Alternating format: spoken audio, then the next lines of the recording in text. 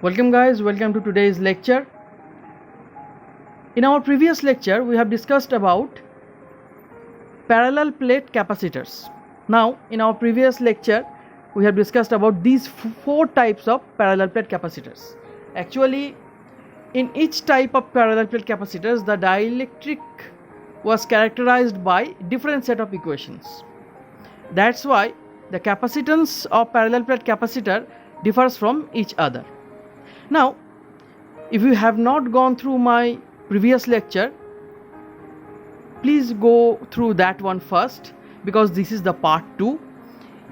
In this lecture, we are to discuss about cylindrical and spherical capacitors. And if you are new to my channel, then please subscribe, and of course don't forget to turn on the notification bell for the future updates. Okay, so let's begin. For cylindrical capacitors, we have this picture. Now see, actually cylindrical capacitors are made of two coaxial metal cylinders, and the space between them should be filled either by air for air cylindrical capacitor or by dielectric. Now in our lecture, we are to concentrate only on the dielectric case. So in figure 1, this cylinder, this big cylinder with radius B is our outer cylinder, and this small cylinder with radius A is our inner cylinder. See, the outer cylinder is grounded. Actually, it is the general concept of capacitors that some of the plate should be grounded for spherical and cylindrical cases. And in figure 1, this space between the inner and outer cylinder is filled with a dielectric of relative permittivity epsilon, or say dielectric constant K equal to epsilon by epsilon naught, whatever. Let lambda be our line charge density. Now first we have to give some charge to the inner cylinder, say that be plus Q. What will happen next?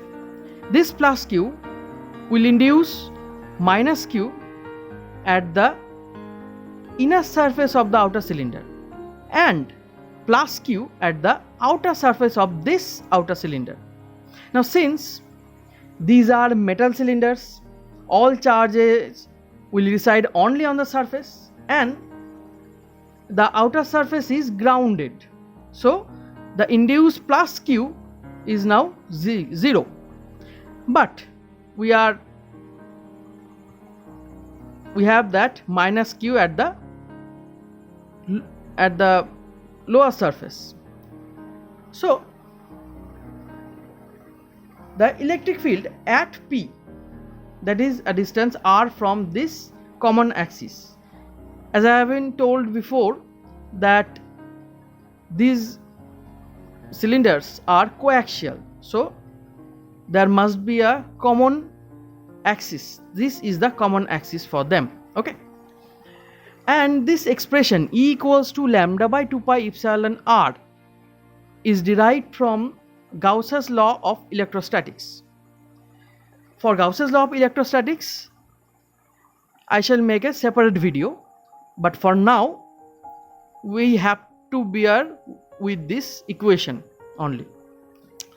So when R greater than A less than B, that is within this dielectric, equals to this one, and if R less than A or R greater than B, E is 0. Now we have to determine the potential, because all we know that C is equal to Q by phi. So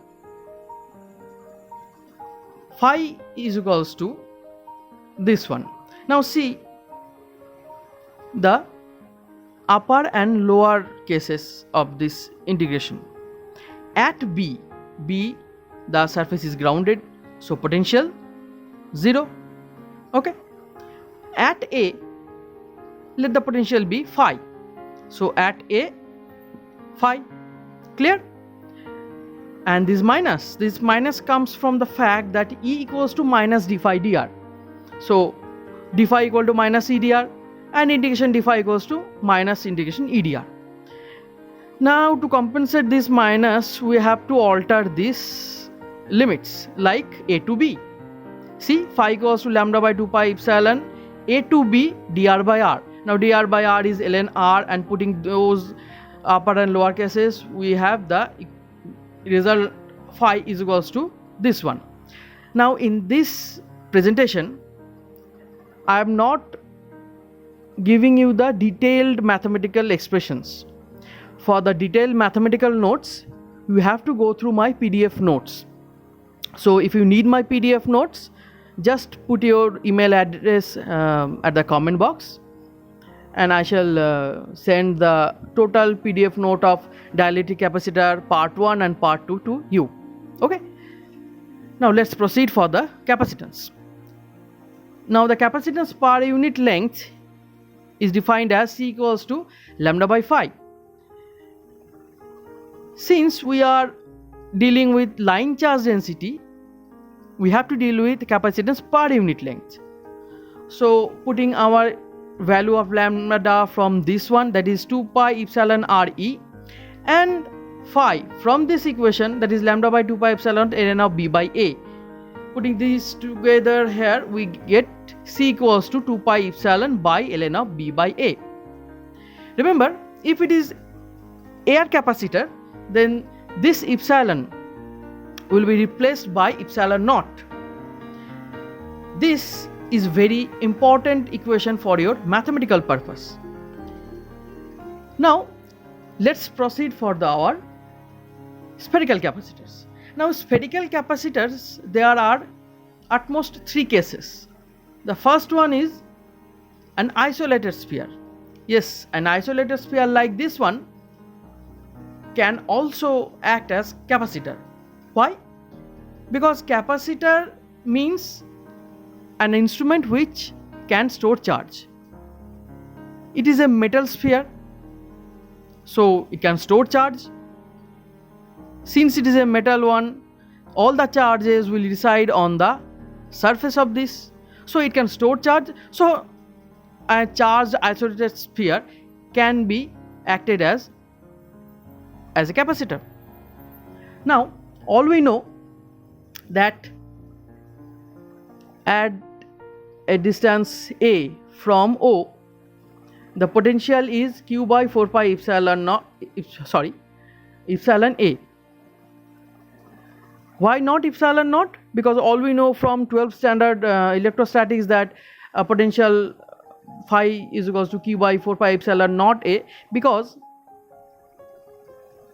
this material is a dielectric. Okay, so from spherical point of view, phi is equals to Q by 4 pi epsilon A. Now C is equals to Q by phi is very easy. Now Q by phi equals to 4 pi epsilon A. It is very easy to derive, but see for yourself that C is directly proportional to A. What is A? A is just the radius of the sphere. So C is nothing but 4 pi epsilon times the sphere. Okay, it is very important for your mathematical purpose, because for small questions, if the radius of the sphere is given, you can easily determine its capacitance. Now let's proceed for the second one, that is the outer sphere is grounded or earthed and the inner sphere is charged. So again, the outer sphere and the inner sphere. In our previous case, that is cylindrical case, there were 2 cylinders, coaxial cylinders, and the general problem with spherical capacitors are also same. It can be drawn like this. In this picture, O is the common center. Now this positively charged sphere is the inner one and the rest is the outer one, and the space between these two cylinders are these two spheres are filled with material with dielectric constant capital K, or say relative permittivity epsilon. Now see, this plus Q of the inner cylinder sphere will induce minus Q at the lower surface of this outer sphere and plus Q at the outer surface of this big sphere. Since the big sphere is grounded, the induced plus Q is now 0. So all we have plus Q at inner surface, plus Q at the inner spherical conductor and minus Q at the inner surface of the outer spherical conductor. Now all we know that E equal to Q by 4 pi epsilon r square. It is basic mathematical theory. Now phi equals to, just like the previous one. Now check whether it is okay or not. We have to check the limits. See for yourself, at B phi is 0. Why? See, B is grounded. At A potential is phi. Why? Because this one is charged. So it is the main checking point of your theory. You have to check the upper and lower limits. If that is okay, then you proceed. Now let's put Q by 4 pi epsilon r square here, and dr by r square means minus 1 over r, A to B.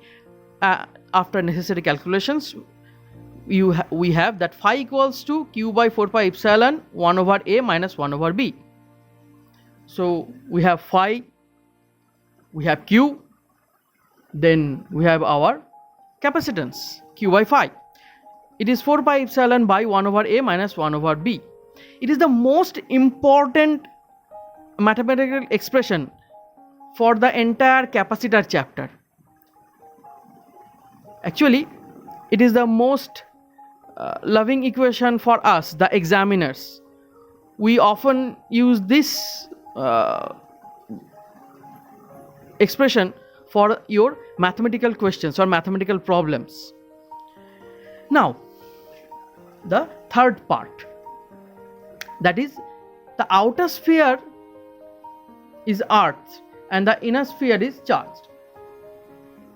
Sorry, my title is a little bit odd. Actually, it is wrong. The third case is the inner sphere is charged and the outer sphere is inner sphere is earth and the outer sphere is charged. Before proceeding, I have to tell you one thing, that in our previous case, the outer sphere was grounded and the inner sphere was charged. So these are the field lines. Watch the field lines. All the field lines are going through the outer sphere. Okay, so the induced charges were same, Q, only the sign changes. But here the outer sphere is charged. See, the outer sphere is charged. So what will happen? Some of the field lines will go outside. Some of the field lines will go outside and some will go inside towards this earth's inner sphere. So the induced charge will not be same as minus Q. If we have plus Q for the outer one, we have Q prime for the inner one. And from this picture it is very clear that Q prime is not equal to minus Q. Why? because of these field lines. Now let's proceed. Now the potential phi prime for the inner cylinder is due to two factors. First factor, potential due to q prime of itself, and second factor, potential due to q of the outer sphere. Since it is grounded, what is phi prime? Phi prime is actually 0. So 0 equals to q prime by 4 pi epsilon a plus q by 4 pi epsilon b. From this equation, we can easily determine q prime. See for yourself, q prime equals to minus a by b of q. Now b is greater than a, so a by b is a fraction less than 1. So this mathematical equation says that q prime is less than q, but for our previous case, q prime, actually not q prime, it was minus q, because for this field lines. Now phi for our charged outer sphere. So there are also two factors. First factor is q prime for the inner sphere, and second factor is q for the outer sphere. Now phi equals to q prime by 4 pi epsilon b and q by 4 pi epsilon b. Why both are b? Because now we are dealing with the potential for outer sphere. Okay. Now what is the value of q prime? Minus a by b q. Putting this value here, and after necessary calculations, we arrive at phi equals to q by 4 pi epsilon b minus a by b square. Now again, for the detailed mathematical expressions, you have to go through my notes. So what is C? C is equal to q by phi. Here we have q, here we have phi. So it is 4 pi epsilon b square by b minus a. It is also very important for your mathematical purpose, but your previous expression was actually is very much important for mathematical calculations and for your exam purpose. So this is the end of our discussion today. If you like my video, then please give us a thumbs up, and please share your valuable comment at the comment box. Thanks for watching, guys. See you soon.